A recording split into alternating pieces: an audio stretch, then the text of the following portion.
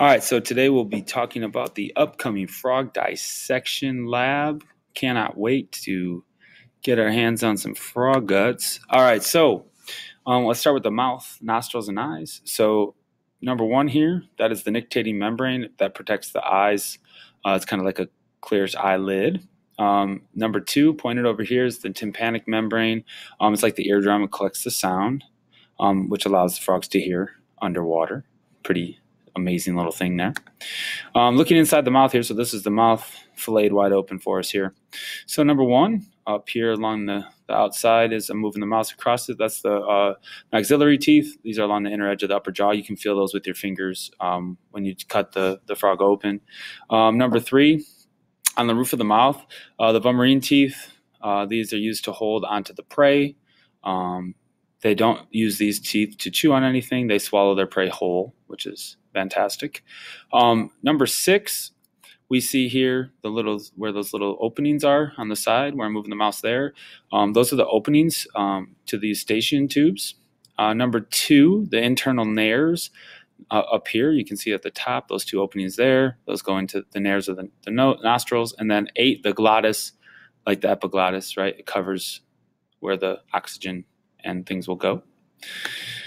All right, moving on. So now that's what your frog will look like when you open that guy up there. So number 10, those are your internal nares, the nostril openings. Number 11 are those eustachian tubes. They connect the mouth cavity and the tympanic membrane. They help stabilize the pressure in the ears of the frog. And if it's male, they're near the vocal sacs, which allow the frogs to make their beautiful noises for mating and whatnot. And then number 50 up there, again, those are the vomerine teeth, which are there to catch the prey.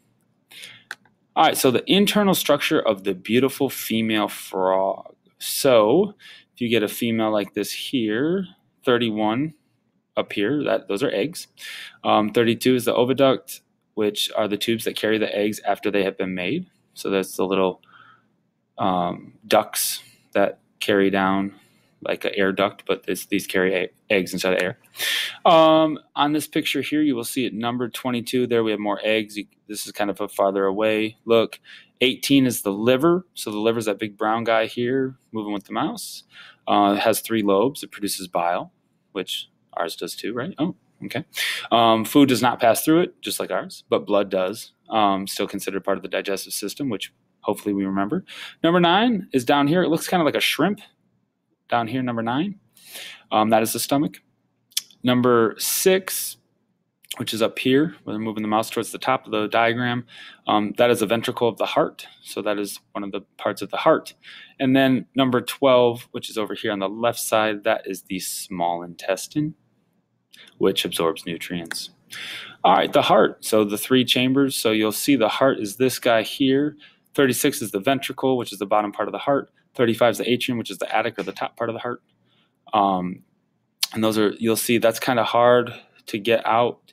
You'll almost think it maybe looks like a kidney when you're pulling it out. You can see down below this big part is the liver. The liver is very large. The heart's kind of sticking right above that. So when you're dissecting tomorrow, you can see that. So this pericardium is a membrane that surrounds the heart, number 19.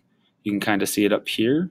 It's just like kind of a clear little membrane that you may not be able to see when you're dissecting. The lungs, they should be pretty easy to find. So lungs are labeled up here, number 30. They're the 2 sacs on either side of the heart. So once you locate the heart, which is kind of right above the liver, obviously on both sides of that, you'll see that those are the lungs, which are part of the respiratory system. All right, so here are 7 and 8. You can see the lungs. So see kind of they're like a very bright pinkish color. Usually, I don't know where the frog is this year, but normally the frogs, they tend to have very pinkish lungs, so they should be fairly easy to identify. So this is a beautiful picture of the digestive system that you will be taking a peek at tomorrow, live and in person. So 16 down here, which looks like those tiny little worms, maybe even maggots, kind of. That's the small intestines, lower end of the stomach, right, because it connects to the stomach, breaks up the food from the stomach and absorbs the nutrients. 17, that large guy there, that's all the liver. Has 3 lobes. The large intestine, number 18, down here. Honestly, if you squeeze it out, you can find some poop in there because it collects waste and then you poop it out at the end. 19, stomach, down here. Again, that little worm. Looks like a little shrimpy worm guy down here in the bottom right. And that's what digests your food, the beginning of the digestion. Makes it into that soupy goodness. 26, you'll see the spleen, which filters blood. And then 29 is a testes. So see the difference there? Testes smaller, more of a clearish colored. The spleen is kind of almost looks like a kidney. So you have to be very careful when you're identifying those. And then you have the pancreas down here, number 10, which secretes the enzymes that'll be located near the small intestine. And then again, you can see the stomach, very large. Pancreas is very small.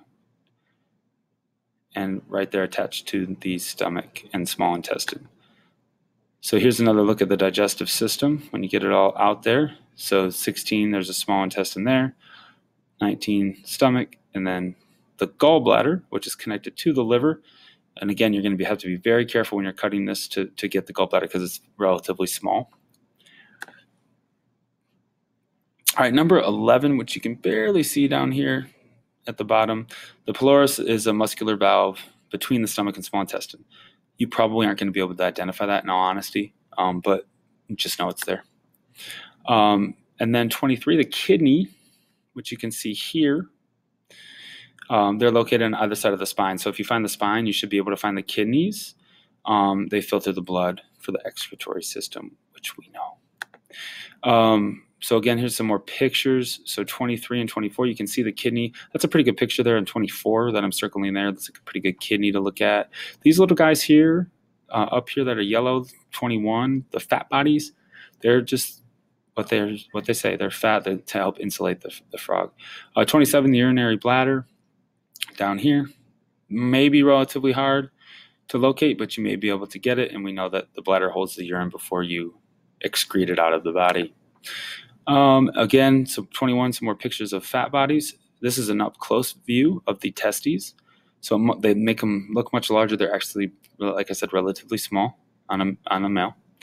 And then 23 and 24 down here, the kidneys are located, again, right there underneath, which are larger than the testes. So remember, when you're looking at those, they're relatively close to each other.